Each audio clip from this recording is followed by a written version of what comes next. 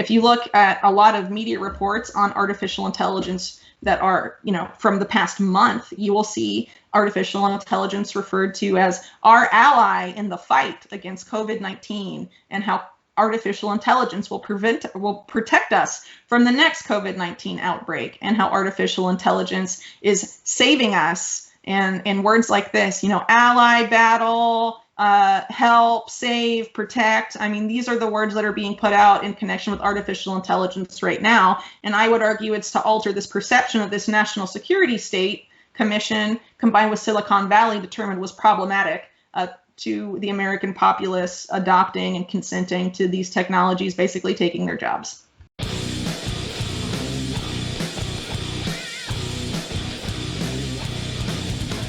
Hey everybody, welcome to the 217th episode of Primo Nutmeg. On today's show, my guest is journalist Whitney Webb. We discuss some of the eerie circumstances around coronavirus, including ties that some figures involved in the response have to earlier pandemic simulations, including Dark Winter, Crimson Contagion, and Event 201. We also talk about the theory that the coronavirus actually came from a laboratory in Wuhan. We discuss the response to coronavirus, including domestic surveillance and a reliance on artificial intelligence. And we also spend some time going over the recent developments in the Jeffrey Epstein case. Now, folks, before we get to this interview with Whitney Webb, I did just want to discuss the fact that I did break some news this past week. At 8:20 p.m. Eastern on Wednesday evening, I put out the following tweet. Breaking. Sources report that former Governor Jesse Ventura has submitted a letter of interest to the Green Party to run for the Green Party's presidential nomination. Now, to give you all a little bit of background behind what that tweet means, late on Wednesday, I found out that the Green Party's Presidential Campaign Support Committee, or PCSC, had received a letter on behalf of Jesse Ventura expressing interest in the possibility of running for president with the Green Party. This does not mean that Jesse Ventura has filed with the FEC, nor that he is going to run. What it does mean is that a letter was submitted to the Green Party on his behalf expressing interest in the possibility of running. Now, shortly after I put out this tweet, Jesse Ventura was on Twitter, and he had a bunch of interesting tweets himself. I'm going to read you a couple. In one of them, he said, "I'm not voting for dumb or dumber. I'm voting for better. Split the vote? That's mainstream media's hook. It translates to vote for who we tell you to because you can't think for yourself. I've never been a lemming. I ain't gonna start now." He also tweeted, "We have the right to vote for the best candidate, and that person doesn't have to be a Demo-crypt or a Rebloodlican. These gangs have got to go. They don't deserve your vote. They're splitting your vote against the best option." At the same time that Jesse was putting out these tweets, he was also liking a lot of other tweets of people encouraging him to run. But there was also a great deal of misinterpretation by folks at that time, where they thought that Jesse had announced that he was actually running when he had not. So at the end of the evening, Jesse put out these two following tweets. He wrote, "Throughout my life, journalists have written salacious clickbait articles about me, and now I see misleading tweets in hopes that I comment directly to them to correct their errors so they get a bump in their feed. Not playing that game. Earn your paycheck, verify something, anything. Let's start with, no, I haven't filed to run for office. Do some fact checking before you state that I'm taking someone on. It's called endorsing a political party. Read the tweets. They're self-explanatory. Vote green." Now, as we all know, the corporate media isn't very good at actually reporting things. They don't bother to call anyone or do any investigation. They just read what happens on Twitter and then report it out. So in all of the articles that came out the next day, no one cited me as the actual source who broke the story that Jesse Ventura had submitted this letter to the Green Party. And a lot of them just saw his final tweet where he said that he's not going to run. So if you look at some of the headlines, for example, from the New York Post, that says, "Ex-WWE star Jesse Ventura shoots down rumors about running for president." Then there's the Washington Examiner, who said, "These gangs have got to go. Jesse Ventura blasts two-party system while rejecting rumors of presidential bid." This reminded me a lot of last summer when the Mike Gravel campaign put out a tweet of him endorsing Bernie Sanders. But when I called Mike Gravel, I found out that he wasn't just supporting Bernie Sanders, he was also endorsing Tulsi Gabbard. It was a co-endorsement. The problem was that nobody in the corporate media actually bothered to call Mike Gravel to find out that it was a co-endorsement. They just were reporting on what they saw on Twitter. Here we have a similar situation where folks are just reading through Jesse Ventura's tweets. They didn't bother to call him, and they didn't bother to call the Green Party. If they had contacted the Green Party PCSC, they would have found out that yes, they had received a letter on behalf of Jesse Ventura expressing interest in the possibility of running. Yes, it is somewhat nuanced, and we still do not know whether or not Jesse Ventura is actually going to run. But the reason I think it's important to focus on this is because it once again illustrates how the corporate media is so bad at journalism. Again, both in the case of Mike Gravel and now Jesse Ventura, all that these reporters have to do is pick up a phone and call someone. But they don't actually do that. All that they do is scroll through Twitter, read something, and then write something up. It gets published without any sort of fact-checking from any editors, and people who don't have actual first-hand experience with what's going on don't have an accurate picture of what is happening. And I think a lot of folks may be able to relate to this if you've ever seen any story in the mainstream media about something that you are personally familiar with. In those cases, there's always some oversight, there's always a great deal of laziness on the part of the journalist. They don't actually really do much research. And again, this is why I actually wanted to start this show, just because I realized that so much of what we see in the corporate media is not true. And that's why I focus heavily on doing interviews, because in actually speaking with people, you get the real story. So once again, folks, we do not know for sure whether or not Jesse Ventura is running, but we do know that the Green Party has received a letter on his behalf saying that he is interested in the possibility of running. And that is the real story. With that being said, folks, I do want to get to this interview with Whitney Webb. Again, it's a really fascinating conversation. I think every minute of this is worth listening to. Again, while you're listening, please do remember to subscribe to Primo Nutmeg, not only on YouTube, but also on iTunes and Spotify. Please like Primo Nutmeg on Facebook, follow me on Twitter and Instagram. And remember that by becoming a patron for only $1 a month, you can actually get involved in the conversation, and you can submit questions directly to the guests. With that being said, let's jump into this interview with Whitney Webb. We started off talking about the parallels between coronavirus and some earlier pandemic simulations that were run by the government. Whitney also drew some parallels to the anthrax attacks that happened following 9/11 and the connections between those anthrax attacks and some of these simulations. Again, it's all very interesting and it's all very interconnected. So without any further ado, here's my interview with Whitney Webb. Into the anthrax attacks in 2001.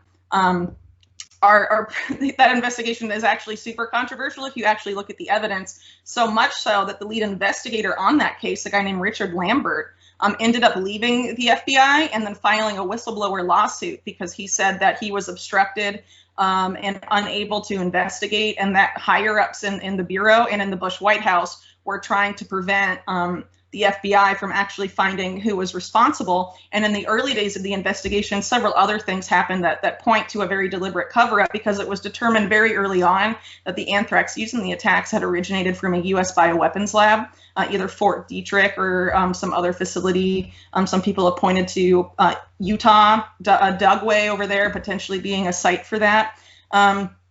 And one of the things Lambert revealed is that the guy they eventually pinned the attacks on, a guy named Bruce Ivins, when they were building their case against him, they intentionally withheld what this guy said was a mountain of evidence that would have exonerated this guy, because they just wanted to pin it on someone to make it go away. But the fact that it was a domestic source in the media, even after it was known to the FBI to be a domestic source, tried to pin this on a foreign entity, specifically the one outlined in Dark Winter. I mean, it's all very odd. And so the fact that all of this went on, and that the people that wrote the simulation were making these very creepy predictions, telling people in the top positions of political power to take Cipro to prevent antibiotics, but not postal workers or people that would have been put in the line that attack ended up taking place, is very suspect, as is the fact that a lot of those same people ended up being involved in this FBI investigation and in obstructing that investigation, like I just pointed out. Okay,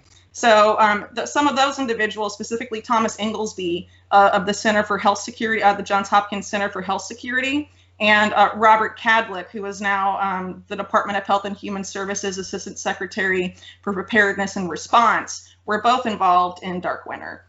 Right after 9/11, Cadlick became Homeland Security Advisor to the Bush administration for biowarfare and bioterrorism, right before the Anthrax attack. And Thomas Inglesby personally briefed Dick Cheney about Dark Winter right after 9/11 when Dick Cheney was already on Cipro, right? And then they were both involved in the FBI investigation, or sorry, only Kadlec was involved in the FBI investigation, but Inglesby, like in 2002, attempted to say that the 9/11 hijackers had 9/11 using like this very discredited scientific analysis, but it got media coverage trying to claim that it wasn't a domestic source. And that it was actually obtained by the 9/11 hijackers and brought here, which of course is not what actually happened.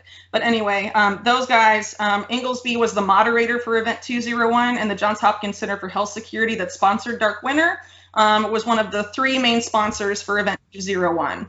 And Robert Kadlec is the guy that wrote and led Crimson Contagion, which wasn't just one simulation. It was a series last year of 4 simulations simulating a pandemic flu outbreak originating from China. That it later spread globally, and it involves 19 different federal agencies, 12 states, and a bunch of private corporations, including the company that's going to build the Jared Kushner-backed coronavirus surveillance system.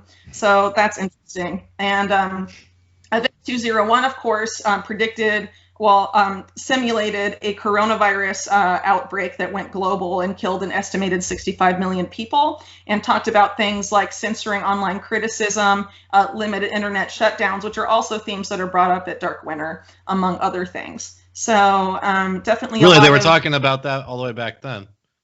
Yeah, at Dark Winter, they were saying that one of the things that came up in the simulation was concern about online misinformation, and this is in 2001, right? Oh. So obviously the concern about that totally amplified after 2016, so it obviously got a lot more attention in Event 201, but it's definitely something that took place in Dark Winter as well. And Dark Winter talked about a lot of very disturbing ways the government should consider responding to pandemic situations, including the declaration of martial law, invoking the Insurrection Act. In one of the fictional news clips that were used in this exercise, there's people trying to escape the epicenter of the pandemic, which is in Oklahoma, in the exercise, and are trying to cross the border into Texas, and they get shot by National Guard live on camera. You can, like, the newscaster is saying, oh, it's a war zone out here. It's all very disturbing stuff. So you covered Dark Winter and Event 201. What were Urban Outbreak and Crimson Contagion? Okay, so Crimson Contagion was the Department of Health and Human Services. It was 4 different simulations of various sizes. The biggest one took place in August, but these 4 exercises took place over the course of January to August of last year.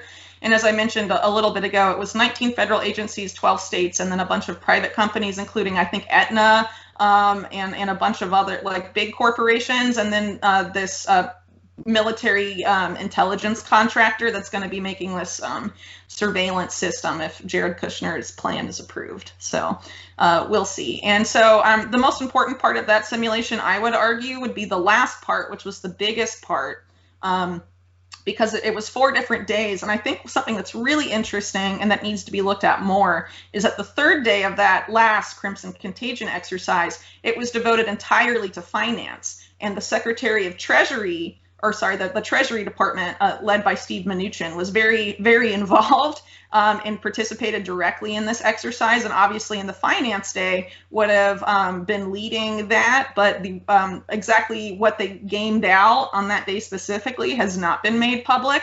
But I think it's really interesting when you look at how the coronavirus so-called relief effort has played out since then, because it was basically, this 1,000+ page bill that was like ready to go. And just like the Patriot Act, the Patriot Act was written well before 9/11, but after 9/11, it was like, bam, let's pass this. And they were really promoting it be passed with little to no debate. And so what you see now with this coronavirus relief bill that gave $4 trillion to Wall Street, essentially 4 times bigger than the 2008 Wall Street bailout, it gets pushed through much the same way and was basically already there waiting to go. And I don't really want to speculate too much, but the fact that there was this finance day simulating pandemic response, and it was the Treasury Department there, and Steve Mnuchin was pushing this bill, and he's a former Goldman Sachs guy, I think there might be something there in terms of like when they decided what the relief efforts would be and when. But obviously they would need to be a little more forthcoming about what exactly they talked about. And there's some other red flags there in terms of what was discussed. Like I said, about Event 201, they were talking about concern about online misinformation. That was also something that came up in Crimson Contagion, as was a need for like this contact tracing surveillance type software, which is actually was originally pushed by In-Q-Tel, which is the CIA's venture capital arm. Back in 2017, a woman named Tara O'Toole, who was currently In-Q-Tel's executive vice president, was talking about the need to use like geolocation and private health data and smartphone data of American citizens in order to fight the next global pandemic. This was, more than 3 years ago. And what's interesting is that this O'Toole woman, Tara O'Toole, is a longtime co-worker of Thomas Inglesby, and she used to lead the Johns Hopkins Center for Health Security before he became director, and along with Thomas Inglesby was the main co-author of Dark Winter, and also briefed Dick Cheney, after 9/11. So it's a lot of the same suspects coming up in terms of determining, a lot of the policies that we're seeing being implemented now. And I think part of the reason that it's so interconnected is because there hasn't really been much media scrutiny or really scrutiny at all of post 9/11 biodefense policy in the U.S., which has essentially been about creating a racket for big pharmaceutical companies, as opposed to investing in things like healthcare surge capacity or protective equipment for workers. Because something that comes up in Dark Winter and Crimson Contagion is that there's not enough protective supplies for healthcare workers. There's no surge capacity in healthcare. And so they knew this in 2001 and they knew this last year and in every other simulation since. Why didn't they do something? Well, that's because biodefense policy, which has been, post 9/11 biodefense policy has been dominated really by the legislation that Robert Kadlec oversaw when he was Bush's Homeland Security advisor for biodefense. It is basically about stockpiling vaccines for smallpox and anthrax and attacks that have never really taken, for pathogens and bioweapons that have never actually been unleashed in the public. And in the case of anthrax, it was unleashed by someone working for the U.S. military, and we still don't really know who did it, right? So basically what I call this a racket, because not only do they stockpile these vaccines only have a shelf life of 3 to 4 years. So they eventually become useless and constantly have to be replenished. And the government pays premium prices on these vaccines, way more than the cost of production. So essentially you're having, a built-in market for a lot of these vaccine companies, and they know that those vaccines will never end up being used. And some of those vaccines, particularly the anthrax vaccine, has a very controversial history that I talk about in a recent article about this company called Bioport and Emergent Biosolutions, which has been a huge beneficiary of this policy. And one of the Dark Winter guys that I mentioned a little bit ago, Jerome Hauer, has been on their board of directors for years. Right. And now they're about to benefit from getting all these coronavirus they're backing 2 coronavirus vaccine candidates and also 2 experimental plasma blood treatments that are being directly funded, some of them by the U.S. government. So it's basically like a biodefense mafia. Honestly, I would call them sort of these career bioterrorist doomsayer guys that have been on since the Bush days. And a lot of these big pharmaceutical companies have consistently been working together over the years, and this is kind of the end result. So I'm curious if you have any thoughts on the initial outbreak of the virus. I know that originally it was called a conspiracy theory that it came from a Chinese lab. Also, I've heard some folks point to the arrested Harvard professor Charles Lieber, who he was arrested back in February, and he had some ties to China and the Wuhan province through the Thousand Talents program. Again, I just was wondering if overall you have any sort of general thoughts on the outbreak of this virus.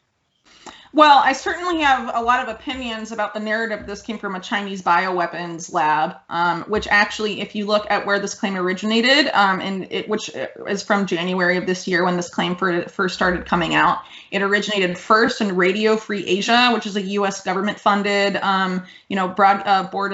Broadcasting Board of Governors, BBG-funded outlet that used to be run directly by the CIA in the past. So that is the first claim that this may have escaped from a Wuhan, a lab in Wuhan, right? After that, The next piece that made this claim was in the Washington Examiner, followed by another website that's been sort of promoting this, that's tied to the Hindu nationalist movement in India called Great Game India. But before their article, it was the Washington Examiner. They cited a single source, a guy named Danny Shoham. He used to work for Israeli military intelligence. And Danny Shoham didn't even really come out and say directly it was from there, but that's what the headline suggested. But if you actually read the article, he says something like, yeah, well, that lab may have been part of China's possibly existing bioweapons program. And, just a lot of, it's not a direct statement, but the Washington Examiner took it and ran with it. But the fact they're quoting Shoham is very interesting, because he's one of the guys that tried to pin the Anthrax attacks on Saddam Hussein, of course, which was hugely discredited. But, he was part of this group amplifying claims that Saddam Hussein was responsible for anthrax, the 2001 anthrax attacks.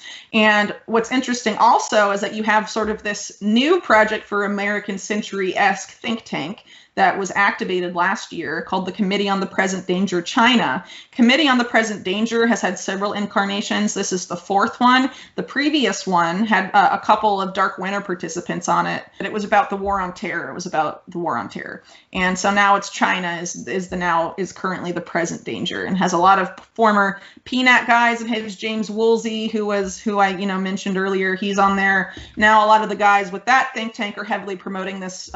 This was exclusively a Chinese bioweapon that leaked out of this lab in Wuhan. But what's worth pointing out is that there, and I think this helps place the arrest of Charles Lieber in context. There are several U.S. universities and several U.S. government links to institutions and universities and virology centers in Wuhan. There is more than one virology lab in Wuhan. There's the one that's been getting a lot of media attention. There's also a Wuhan Institute of Medical Virology that's associated.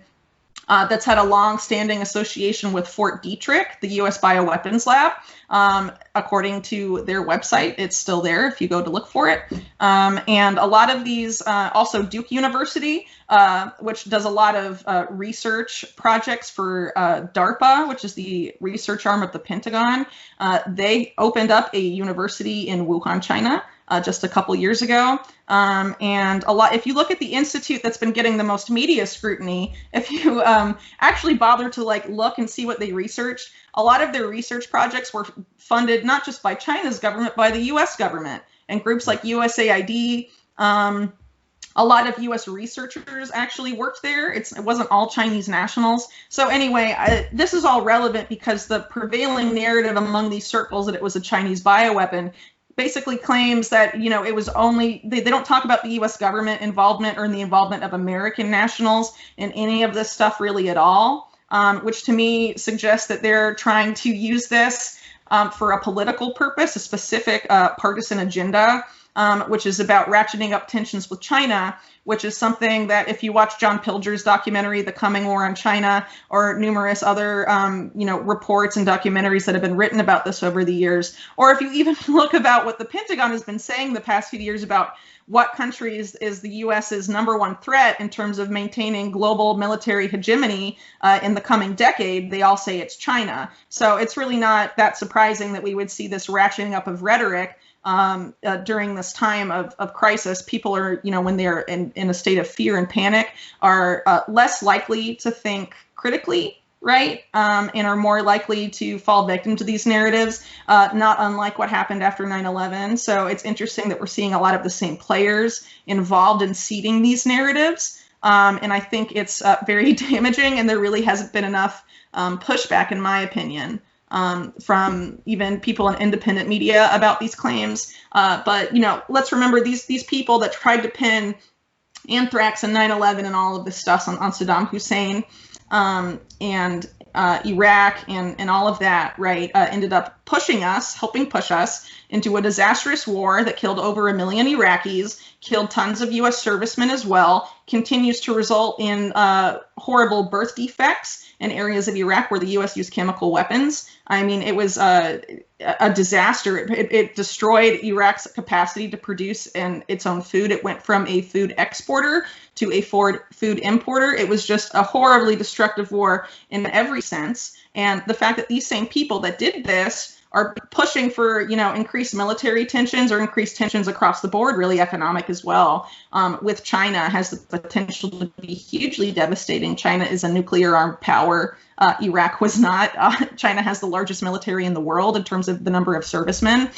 It's just very dangerous, and we need to stop. People need to remember what these people did before and stop trusting them and demand accountability, especially considering that these claims that these guys have been that these groups have been circulating for months is now feeding its way into the mainstream, recently appearing in the Washington Post and in Fox News, with a lot of the same style of reporting that was used to promote what we know now to be false weapons of mass destruction claims about Saddam Hussein, where, as an example, ABC News, right after the Anthrax attacks, published this report where they said that the anthrax used in the attacks contained bentonite, and that the presence of bentonite in the anthrax meant that it was part of Iraq's biological weapons program. But actually, not a single sample of the anthrax ever tested had any bentonite in it at all. It was entirely made up. And that ABC News report, its sources, it said, citing 3 well-placed sources, right? That was the claim in the article. It later became 4 well-placed sources. This is Brian Ross of ABC News, okay?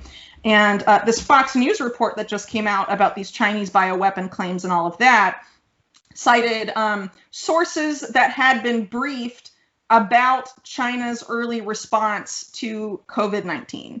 And if you actually take the time to look at that sentence and think about what it could mean, I mean, it doesn't even say government official or former government official or intelligent. It doesn't say who the sources are. I mean, they could literally be like people from think tank A briefing people from think tank B about their opinions about what happened in China. Right. I mean, it's just it doesn't really prove anything at all. But the headline is very attention grabbing and is now getting traction in mainstream media. And that is hugely concerning. So people need to really understand the origin of that narrative, who was responsible. If people that don't want to see this ratcheting up in tension in a time of global pandemic and the potential for war on top of everything else that's going on, really need to be able to find out where this narrative started and be able to pick it apart and expose it before it results in any sort of disastrous consequence, because it really could. So I'd also like to ask you about the spread of the virus and how it progressed. I know that you've made note of the fact that Iran's political leaders were one of the first groups hit by this once it left China. There's also something interesting about the NHS kits that were being used to test were actually infected with coronavirus. So just to maybe you could speak to those 2 issues and just anything else that's sort of interesting about how the virus spread around the world. Yeah, well, I think it definitely is really interesting what happened with Iran, because when you've seen what happened to other countries when COVID-19 first hit, it didn't really immediately take out several prominent members of any country's political class. I think Iran is the only country that has seen such a high number of top politicians, envoys, ambassadors, the Speaker of the House of their parliament, right? Not only testing for COVID-19, but dying. I think that's really odd, especially when you consider that the U.S. and Israel specifically have had it out for Iran's government in terms of regime change. I mean, we're seeing that again now, sort of with, Trump's recent tweet, right? And some people have suggested that maybe there was something released in Iran under the cover of COVID-19, which is possible. But I have, no evidence of that. Though in the past, the last time that Israel attempted to poison someone, which was a former leader or a leader of Hamas, they used an opioid, which is sort of like fentanyl, right? And it ended up causing slow respiratory failure in this guy that had it. And really the symptoms this guy had from this when he was poisoned by these Mossad agents. This was, I forget exactly what year this was, sorry, but I think it was in the early 2000s, but I may be wrong on that. But anyway, the symptoms were really similar to the symptoms for COVID-19. So, I mean, it could be, but we don't really know. Some Iranian officials have said that it was, Israel and the U.S. working together to unleash COVID-19. I don't really know, but it definitely merits looking into, because I think it's very odd and very convenient for people that have been seeking regime change in Iran for a very long time. Since 1979, that it would happen this way. But, what we're also seeing, too, is that in Iran and other countries that are under U.S. sanctions, under COVID-19, those sanctions in some cases are being expanded. New sanctions are being slapped on. I think that is just a crazy response if you consider, the scope of the crisis, and all of that really doesn't make a lot of sense. In terms of the tests, not only were these tests that were being sent to the NHS contaminated with coronavirus, but it actually was recently revealed that some of the CDC's early tests here in the United States were also contaminated with coronavirus. I think across the board, it's being very hard to believe, and a lot of the numbers, the data has been skewed, and a lot of these models that we were told were true ended up being proven incredibly inaccurate. And it's unfortunate, because that data and those models in a lot of cases were used as the basis for policy that has had huge, at least in the U.S., huge economic consequences. But it's unfortunate we were making the U.S. made these policies based off of what by all appearances appears to be faulty data. Because maybe some of the people that lost jobs in certain areas of the country didn't need to. Some of the numbers may have been wrong. There's also the added fact about the death rates, that in some cases, people that are presumed to have COVID-19, or if they had COVID-19 but died of like a heart attack or something, they can be listed. It can be listed on their death certificate that coronavirus was the cause. Which of course also skews the number. If the numbers skew too high, that obviously has the effect of inducing further fear in the populace, and basically extending a lot of these measures that are causing a lot of economic issues, huge economic issues for people in the U.S. But there's a lot of different factors going on. It's really hard to know. I mean, some people also are saying that countries like China underreported. And then we're having accusations also that some countries overreported the amount of deaths. I think across the board, we can see that there was definitely some gaming of the numbers on both sides. And it's just really unfortunate, because it makes it really hard to know what's going on, and makes it really hard to respond the way people and governments should be responding. So you mentioned Israel, and Israel's response to coronavirus was somewhat interesting too. One part of it that you discussed is how the Mossad was obtaining test kits from other parts of the world. I also know that they were doing some tracking of cell phones to try to decipher how it was spreading. Right. So the surveillance system that was used or that's still being used in Israel is being run by Shin Bet, which is a domestic intelligence agency. It's a lot of people liken it to like the Israeli equivalent of the FBI.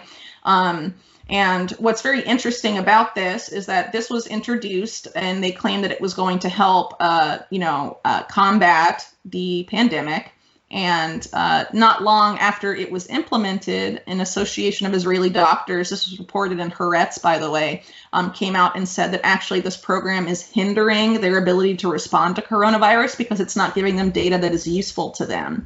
But instead of Shin Bet saying, okay, well, how can we tweak the program so it can be useful for you? They just ignored it completely. I would argue that's because the data they're collecting may not be useful to health professionals, but it's certainly useful to the national security state. And I think the plan, at least in terms of introducing that type of stuff here in the U.S., is similar. And I say this because over the past several years, the U.S. government has been continuously pushing for increased mass surveillance, specifically greater access to data on people's consumer electronics, whether that's, things like Google Nest or Amazon Echo or even your smartphone. There have been huge pushes for that in the past few years from the US government, claiming for reason X, Y, and Z that people need to consent to and accept, an expansion of mass surveillance and basically give away any sort of semblance of privacy with regards to their private data. Last October, there were several pushes for this. And they claimed that it was necessary in order to combat mass shootings. And there was this push to use that data, analyze it with artificial intelligence, and determine who will be a mass shooter and to try and arrest them before they strike. This was actually resulted in what I would call a pre-crime program that William Barr has implemented as Attorney General. It's called the Disruption and Early Engagement Program, or DEEP.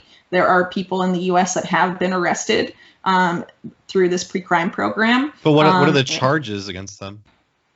One guy that was arrested was talking to FBI informants online. Like a lot of these post 9/11 arrests with the FBI, there's a lot of cases where they basically convince people to engage in terrorist attacks, and then they nab them right before they're about to commit them, and then say, "We saved the day." There's just numerous cases of the FBI doing this. Anyway, there was one that appeared to be something like that because of the involvement in an FBI informant and basically helping this guy that was arrested game out this plan. But he didn't actually make detailed plans from how I read the Department of Justice's press release on this. He didn't really make detailed plans to do anything, but he just sort of said, yeah, that's a good idea, or something like that, or it sort of said, maybe we could do this, and then ended up getting arrested. So I don't think the guy was a good guy, but it's definitely a slippery slope if you keep moving the goalposts, making it easier and easier to arrest people based on what they're saying online. I think it's very disconcerting. But anyway, the way DEEP was promoted, there were there's a range of things that can happen to someone that's flagged by this program. It can be anywhere from court-ordered mental health treatment, house arrest, and it can also include being basically detained without trial, basically. And there was apparently a snag with that last part, because that's why we've seen now William Barr, under the guise of coronavirus, request powers to indefinitely detain Americans, saying that it's needed to fight the virus, even though he was asking for this just a few months ago, saying it was necessary to fight mass shootings.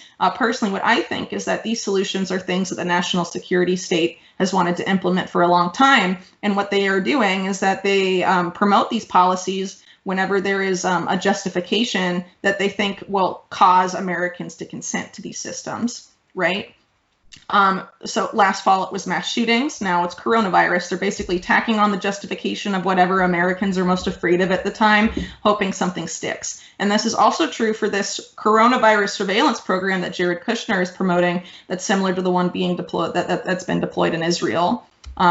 And I say this because last October, Ivanka Trump, Jared's husband, or wife, sorry, was promoting something that was called a project that was called HARPA, which would create the Health Advanced Research Projects Agency, sort of like a DARPA for healthcare. And its flagship program was supposed to be something called Safe Home, which was about using Americans' private medical data, using their private smartphone data, and combing that with AI to determine if someone has mental health issues, and then flagging them for whatever they needed, whether mental health treatment or whatever. It has a lot of overlap with the DEEP program. But Jared Kushner's promoted surveillance system would also be using those same two components, or those same components, the same system, essentially, private medical data, consumer, your data on your smartphone or whatever, and combing that with AI and geolocation on top of it to try and determine who's been in contact with who and whatnot.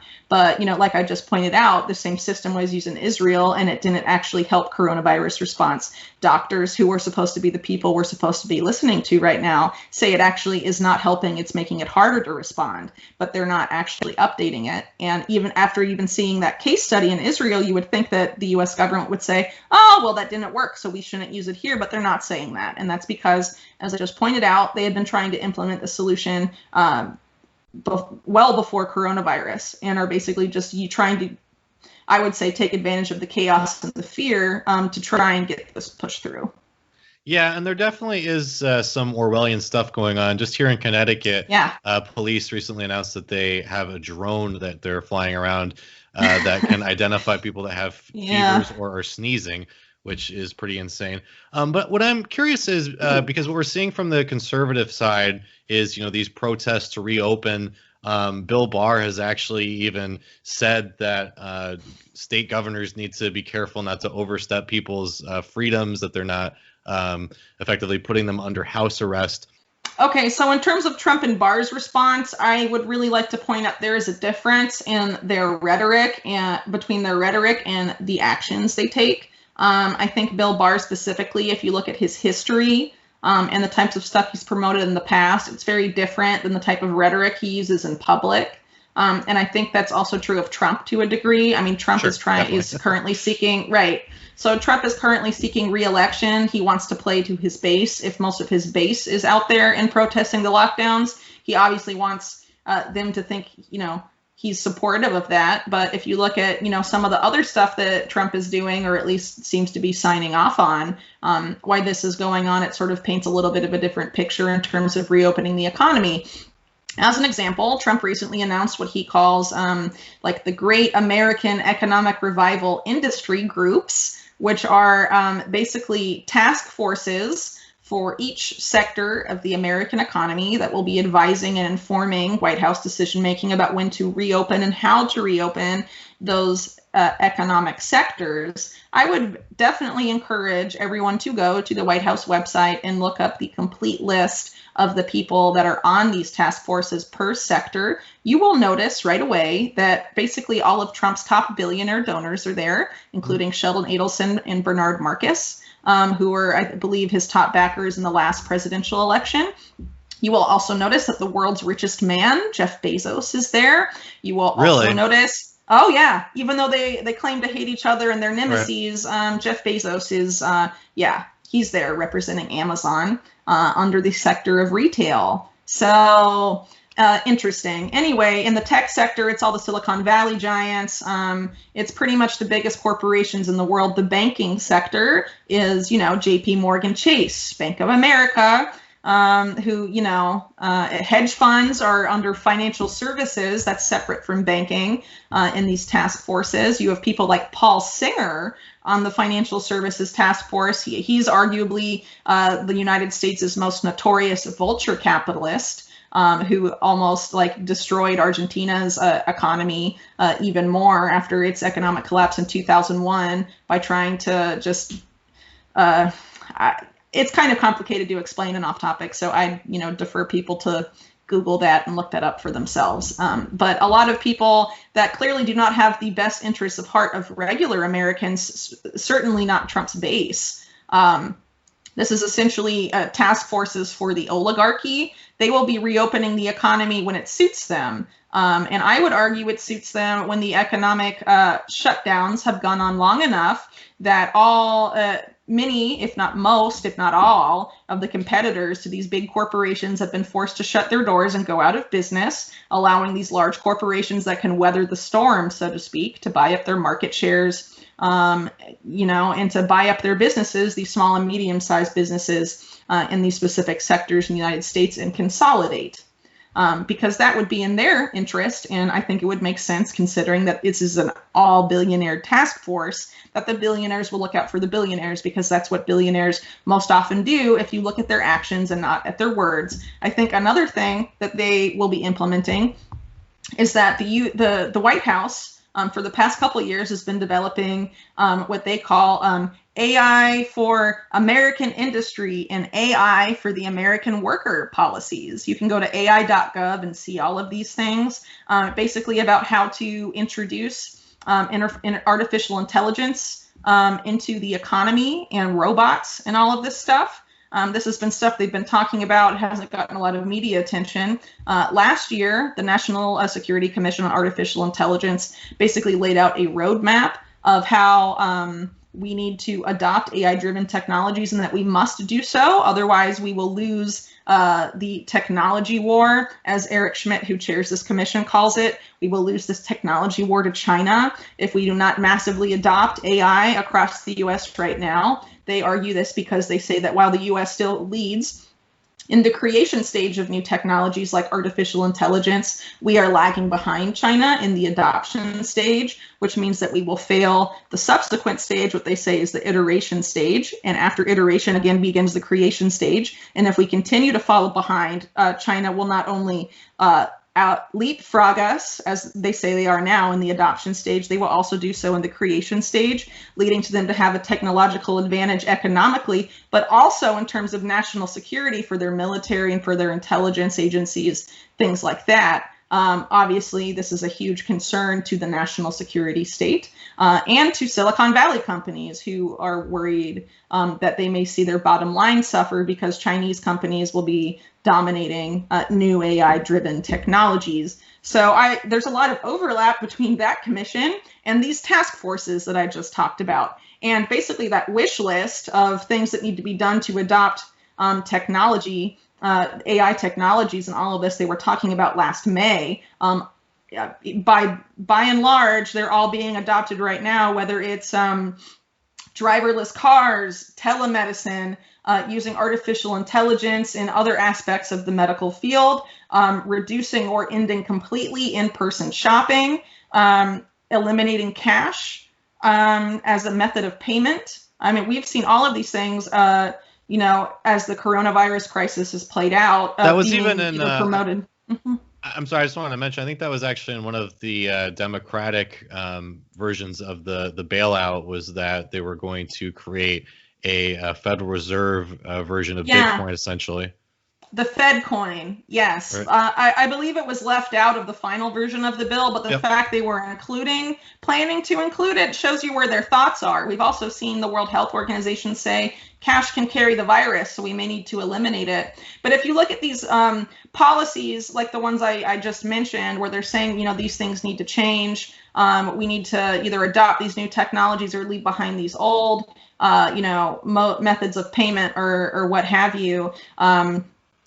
They're not presenting these, if you read the media reports about them and what the experts are saying, they're not presenting it as a temporary shift. They're saying it's permanent, right? They're saying this is going to, like for the driverless cars, they're saying this is going to change the very nature of driving. And some of these driverless car CEOs are saying things like, thanks to coronavirus, we're seeing why we will always need humanless, contactless technology, because humans are biohazards, machines are not, right? And this type of narrative really fulfills a lot of these long-standing visions, like the ones that I mentioned from last year and years prior, that under any other sort of circumstance would have been essentially impossible to implement, because Americans, by and large, distrust artificial intelligence and robots in the workforce. They rightly see them as a threat to their job security and see AI mass surveillance systems, among other things, which are some of the other things promoted in this document from last year, as a threat to their civil liberties and their privacy. Right? And they call this a problem. This National Security Commission on AI views that as a problem.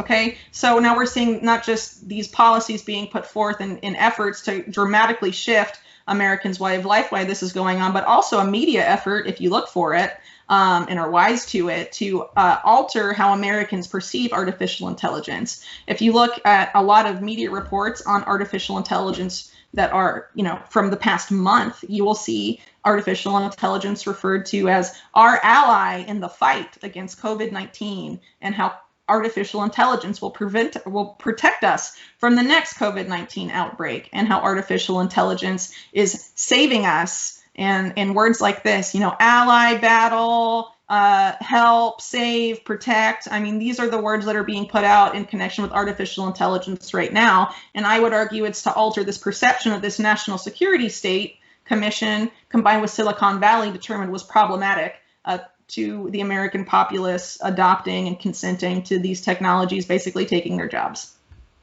So could you quickly just speak to what Bill Gates' role has been in the response to coronavirus?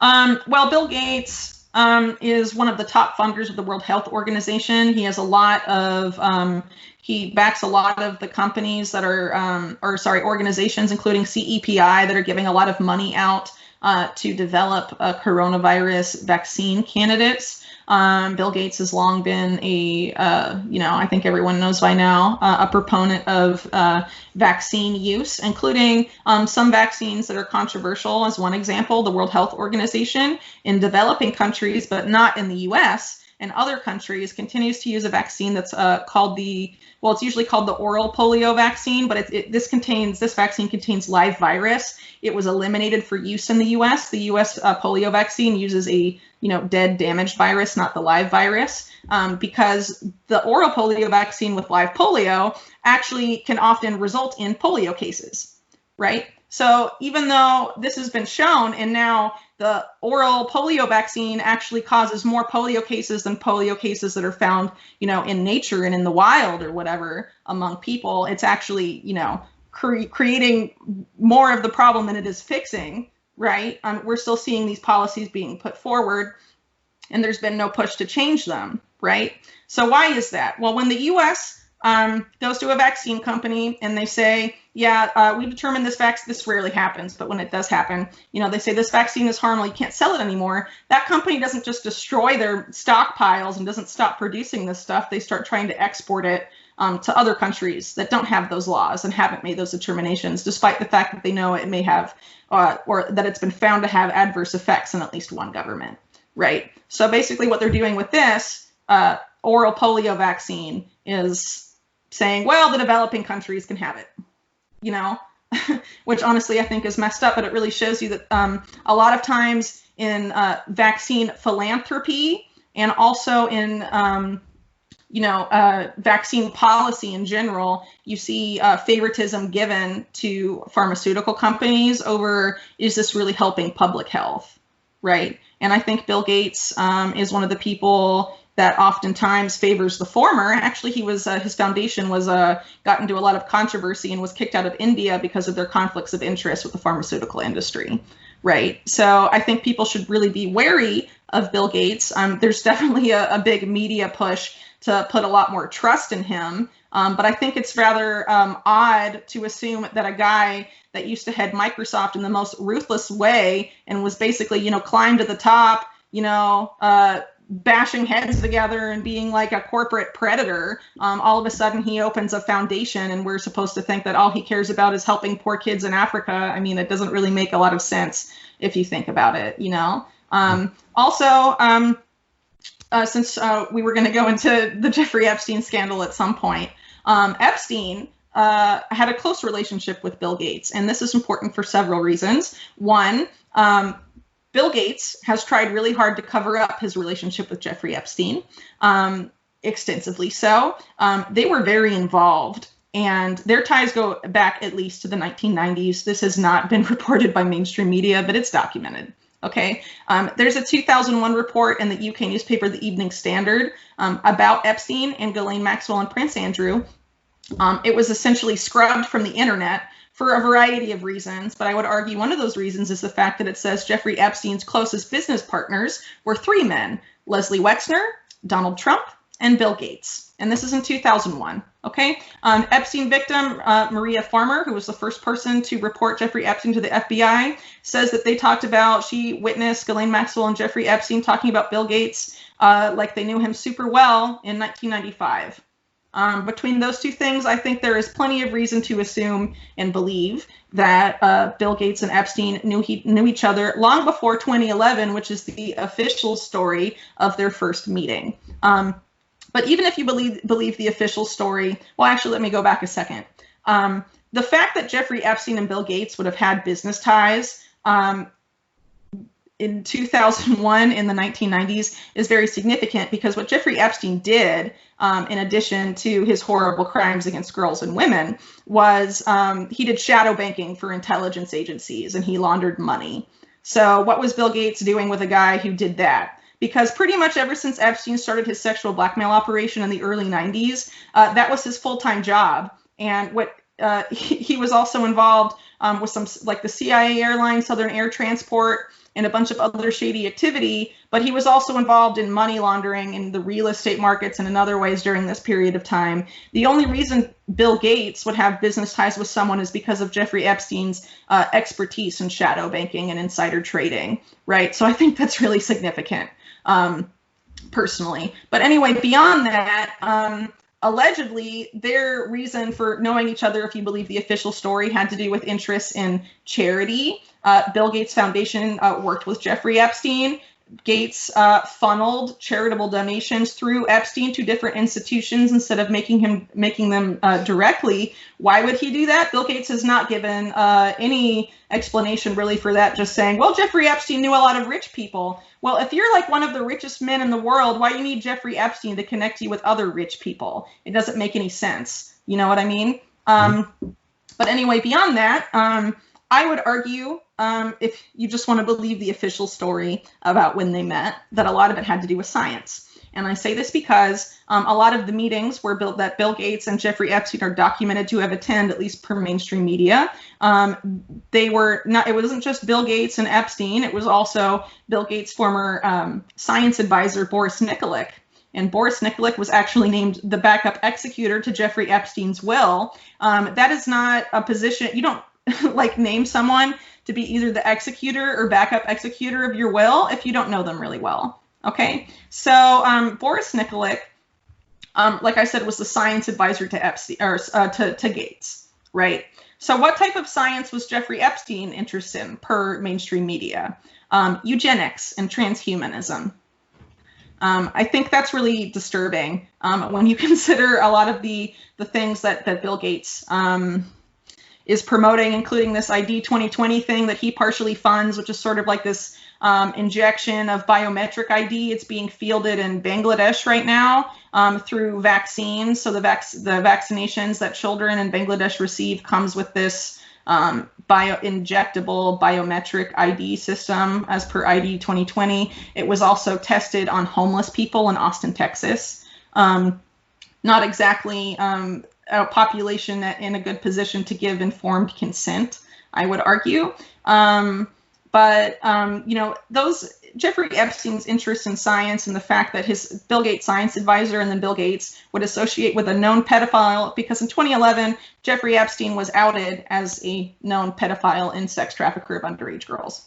Okay, so to associate yourself willingly with someone like that, and give up a false excuse like he knew a bunch of rich people when you're one of the richest men in the world, and then have all these ties between you and your science advisor with Epstein, and that's the type of science Epstein was into. If you also look at the other scientists that Epstein was really close to, and with Epstein saying his interests were basically eugenics and transhumanism, he was really involved with a lot of other really odd scientists, including one that said that it would be an interesting experiment to breed human women with like Neanderthal DNA and try and see what would happen. I mean, these are just like people with like a very odd, disturbing mentality. So, the question then becomes, is Bill Gates' publicly stated interest in science the same as his, what he believes in private? Right? Because with governments, or whether it's with billionaires or anyone, a lot of times what they say in public is not what they actually believe in private.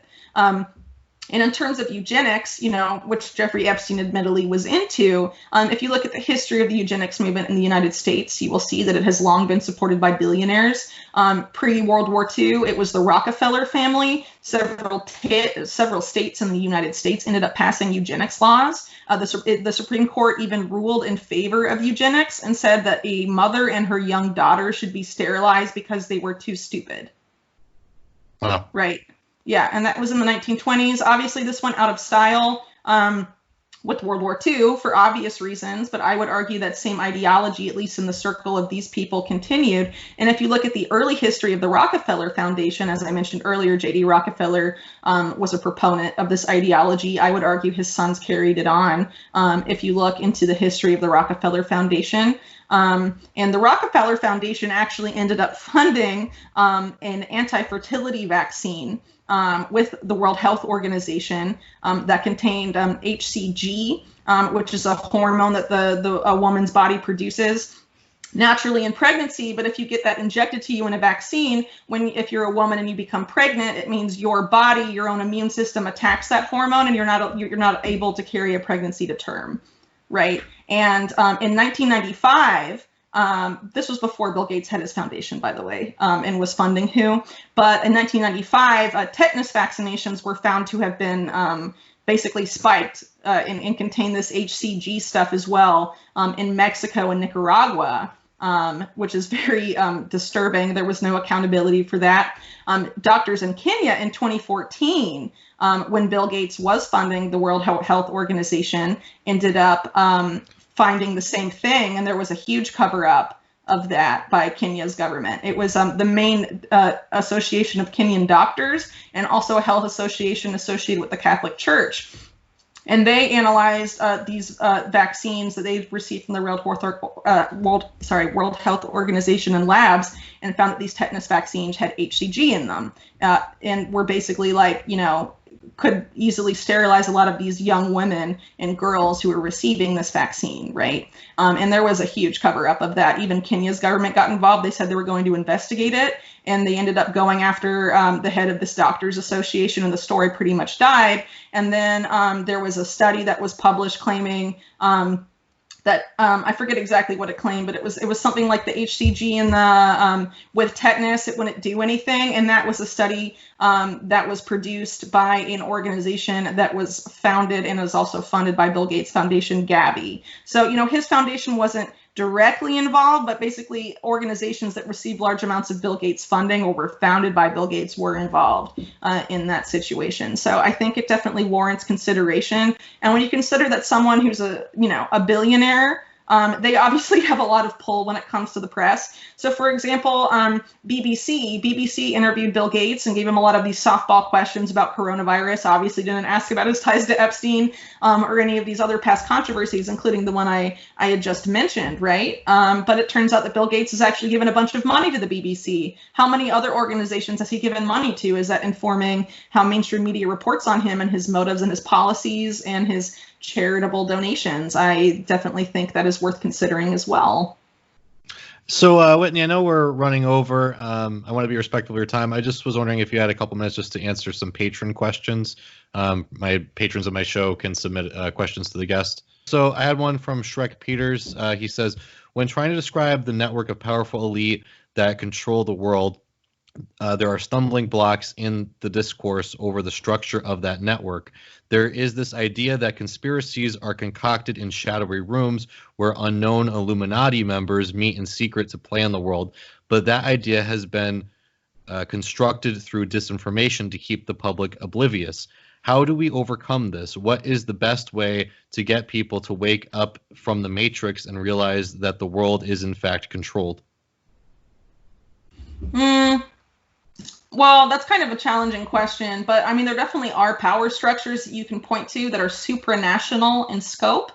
For example, the World Economic Forum is an example, the Davos. I mean, even Jamie Dimon of JP Morgan Chase came out and said, yeah, those are the economic elite right there. A lot of those organizations, whether it's the World Economic Forum, whether it's Bilderberg, or any of these other, meetings of top officials that are, there's a lot of closed door things that go on there. There definitely are things that are decisions that are made, but of course the public isn't aware of those things. So it's unfortunately notoriously hard to prove what is said and what is not in those cases. But I mean, there are ways that we can try and get to the bottom of this. A lot of it has to do with funding and NGOs. NGOs oftentimes transcend national borders. And if you bother to look at the funding of a lot of NGOs, it's a lot of these oligarch foundations, or you'll find governments there and things like that that can sort of demystify potential agendas there. A lot of that was done with reporting on the Syrian conflict. Showing that groups, for example, like the White Helmets, weren't exactly upfront about what governments and NGOs were funding them. And there were other NGOs, in that situation as well that claimed to be independent and were actually receiving government funding or from foundations of oligarchs that had skin in the game in terms of regime change in Syria, right? So even though it's hard to know exactly what these people are saying behind closed doors, I mean, there are clues that we can point to show that a lot of these decisions end up being made in a supranational way. Specifically, though, it's important to point out that they're, oligarchs, the U.S. government, even by academic studies, has been called an oligarchy, right? So that essentially means that oligarchs drive decision making. there are groups of oligarchs that are political donors to multiple countries. The easiest example for me to explain anyways, because I wrote about it in my Jeffrey Epstein series, it's called the Mega Group. It's basically a group of very powerful billionaires that fund largely Republican candidates, but they're also major donors to some of the top Likud politicians in Israel, the Likud party being the party of Benjamin Netanyahu, right? So these are, this is a group of oligarchs that has major political sway in two countries, and they have a specific agenda for both of those two countries, right? So, that's just one example of a group of oligarchs basically funding the political machine in more than one nation. And there's other examples of that as well, not just to pick on Israel or anything, but, I've just happened to have written more about that. So I, can speak to it a little more with a little more detail, right? But there are, other oligarchs that do this as well. And it's worth pointing that out, right? So, a lot of times oligarchs use political classes for their agenda. The U.S. is not the only country that functions as an oligarchy. Oligarchs, oftentimes are in to protect, their empires, so to speak. Those empires often transcend national boundaries. Multinational corporations and whatnot obviously have different have agendas that aren't exclusive to a particular nation, right? So I think those are starting points that can be built upon to sort of show how the world really works. But of course, answering that question is like super complex and complicated, and it would take a really long time to really like lay that out. So I hopefully I answered it okay. Yeah. And again, if you need to go, just let me know. I want to be respectful of your time. I had two other patrons' questions here. I can take two more and then I'll need to go. Okay.